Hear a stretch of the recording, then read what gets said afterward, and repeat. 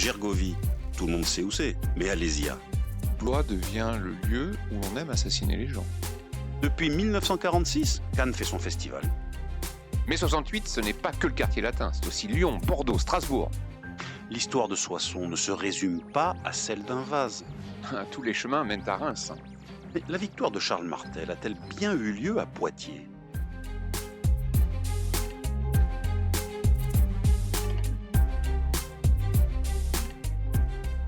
Grande date de nos régions, une émission animée par Éric Labaille et Cédric Delaunay. Un podcast ici en région.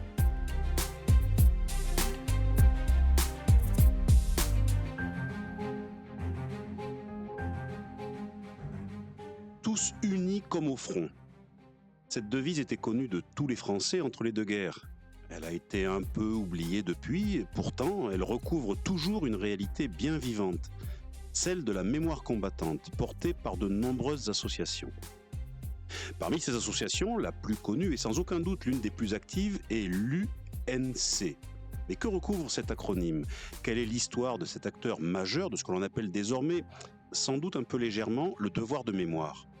Quelle est son action, des origines à nos jours, et quel est son ancrage, autant local que national ? Pour évoquer ces sujets et témoigner de son engagement au profit d'une mémoire ô combien précieuse et fragile, mais toujours vivante, j'ai le plaisir de recevoir à ce micro Yanis Desvignes, élève en classe de 3e au collège Honoré de Balzac d'Azel-Rideau, mais également porte-drapeau pour l'UNC. Bonjour Yanis. Bonjour Eric. Alors Yanis, vous êtes porte-drapeau pour l'UNC. UNC, que signifient ces trois lettres ? L'UNC signifie l'Union nationale des combattants. D'accord, et c'est une association dont l'histoire remonte à quand ? 1918, à la fin de la Première Guerre mondiale. D'accord, et c'est une association au départ qui est une association d'anciens combattants ou déjà une association de mémoire ? Les deux. Les deux. Et elle a été créée avec un ancrage régional. Enfin, c'est plutôt une association régionale ou plus largement nationale ? Nationale. Nationale, d'accord. Et depuis cette période-là, quelle est son histoire, son parcours et son importance ? Quelles sont ses missions à cette association ? Les missions de l'UNC, c'est tout d'abord faire connaître l'histoire de la Première Guerre mondiale et des guerres qui suivent. Aussi aider les familles des anciens combattants. Il joue aussi un rôle financier sur les combattants, les anciens combattants. D'accord. C'est une association qui vient en complément du travail du ministère des Anciens Combattants, du secrétariat d'État aux Anciens Combattants ? Oui. Et il y a une relation entre les deux, j'imagine. Oui, c'est relié. D'accord. Aujourd'hui, à l'heure où nous enregistrons ce podcast, j'imagine que les anciens combattants de 14-18, Malheureusement, il n'y en a plus. malheureusement et depuis longtemps déjà, les anciens combattants de la Seconde Guerre mondiale, est-ce que vous, dans votre section de l'UNC, vous en avez encore ? Non. Non, c'est fini. Donc les plus anciens combattants sont de quelle guerre ? Algérie. La guerre d'Algérie. Oui, Donc il n'y a plus d'Indochine. il n'y a plus d'Indochine déjà, ouais. Donc c'est vraiment un changement de génération. Dans l'ensemble, on parle des plus anciens des membres de l'UNC. Qui sont les membres de l'UNC que vous côtoyez ? Les membres de l'UNC, ça peut être donc des anciens militaires, des OPEX. OPEX, ce qui veut dire opération extérieure. Voilà. Ce sont tous les théâtres d'opération depuis le Tchad jusqu'à l'ex-Yougoslavie, l'Afghanistan, etc. Les familles et les civils. D'accord, donc ça s'ouvre aussi au monde civil. Il n'y a pas besoin d'être ancien combattant. Alors, je ne veux pas être indiscret, mais vous-même, vous êtes parent d'anciens combattants ? Non. Non, donc vous êtes arrivé par la Mes grands-parents. D'accord, vos grands-parents. Mon grand-père, qui a fait la guerre d'Algérie. Comment êtes-vous arrivé à cette association ? Parce que pour un élève de 3e, on imagine mal un élève de 3e dans le monde combattant. Bien, mon grand-père a fait la guerre d'Algérie et j'ai toujours été attaché aux valeurs que défendait cette association. J'ai demandé à mon grand-père si je pouvais adhérer à cette association-là. Il m'a dit oui, avec grand plaisir, on a besoin de jeunes. Parce que malheureusement, c'est beaucoup d'anciens, malheureusement. Comment s'est passée votre intégration ? Donc vous avez postulé, vous êtes devenu membre ? Oui, j'ai adhéré et ensuite on fait des cérémonies militaires commémoratives. D'accord. Et vous avez rapidement exercé la fonction de porte-drapeau alors ? Oui. Donc en quoi ça consiste exactement ? Eh bien, on va prendre des cérémonies assez basiques, le 14 juillet par exemple. On se retrouve avec du coup les officiels. On est placé et ensuite on a des ordres à suivre. Le drapeau, garde à vous, drapeau bas, en fonction des choses qui se passent dans la cérémonie. D'accord.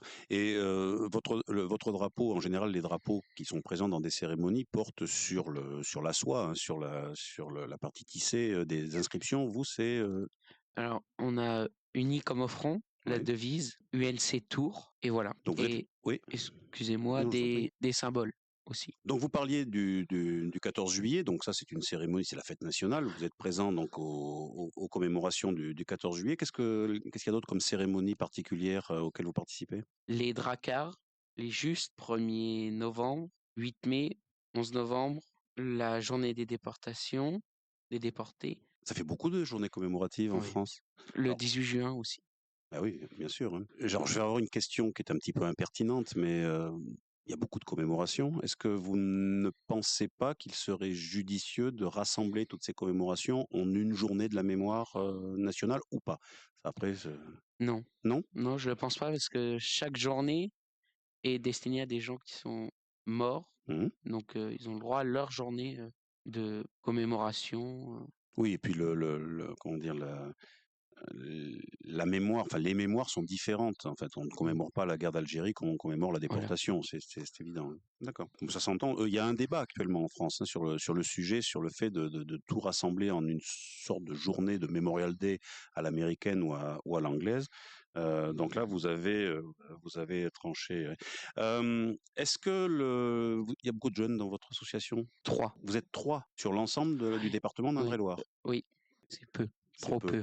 Et lors des cérémonies où vous participez en tant que auxquelles vous participez en tant que porte-drapeau, est-ce que votre présence, qui rajeunit hein, l'ensemble des participants, votre présence est remarquée? Est-ce que ça donne des idées à d'autres jeunes de s'engager pour Eh la bien, mémoire? il y a dans les spectateurs, si on peut appeler ça comme ça, il y a pas de jeunes dans les commémorations. Ça n'attire pas On en voit les jeunes? très peu. Des parents avec leurs enfants? Non, vous n'avez pas? Non.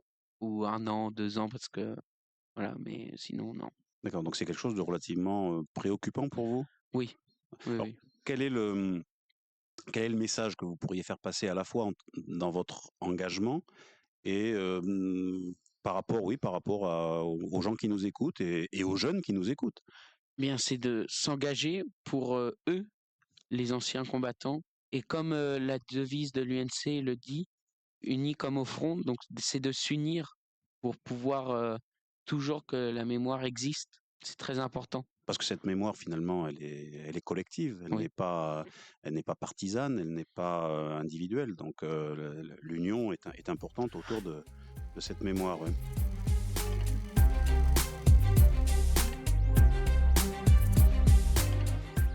Grande date de nos régions. Un podcast ici en région.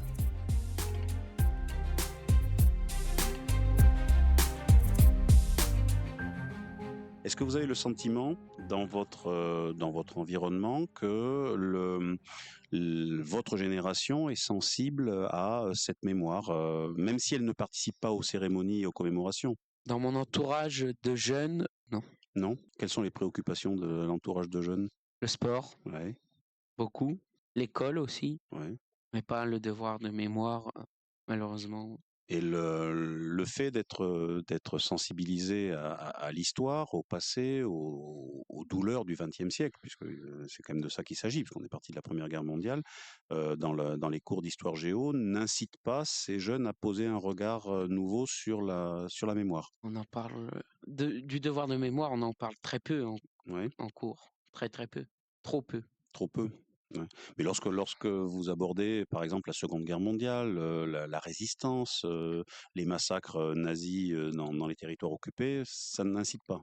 Bah, peut-être plus, sur la résistance. Ils se disent: «Ah oui, c'est bien», mais c'est bien, ça reste là. D'accord. S'engager, c'est autre chose. Quelles sont les qualités pour s'engager?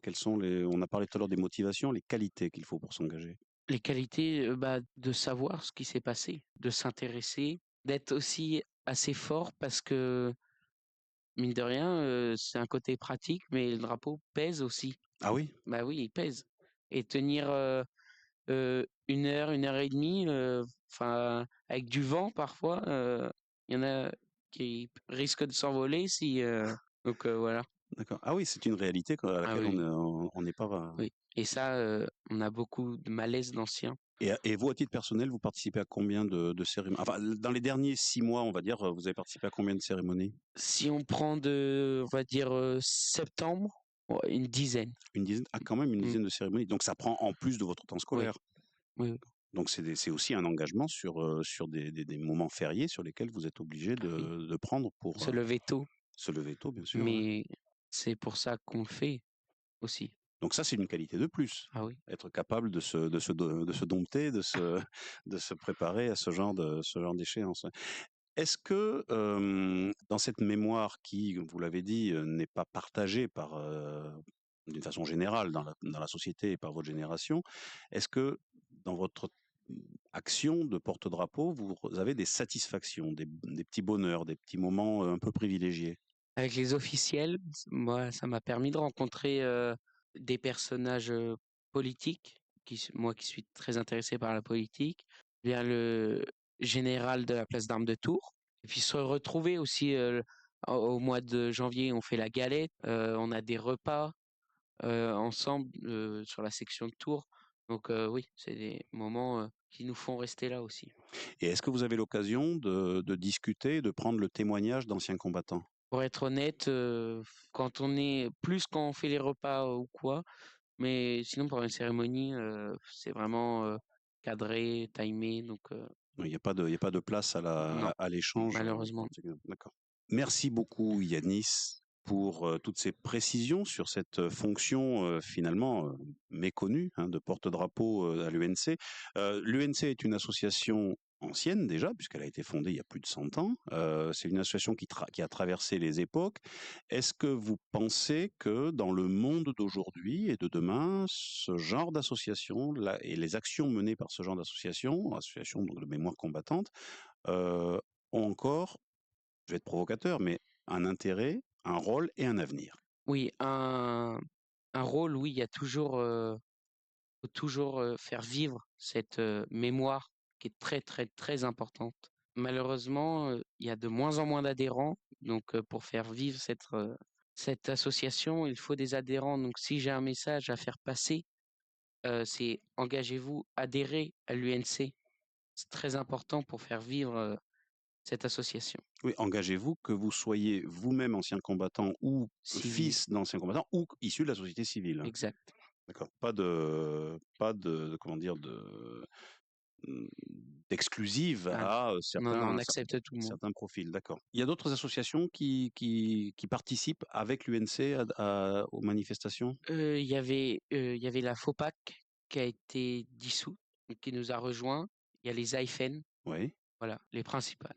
Eh bien, merci beaucoup Yanis pour cette intervention, ce Merci témoignage. Je vous laisse le mot de la fin si vous avez quelque chose à rajouter. Merci pour votre invitation.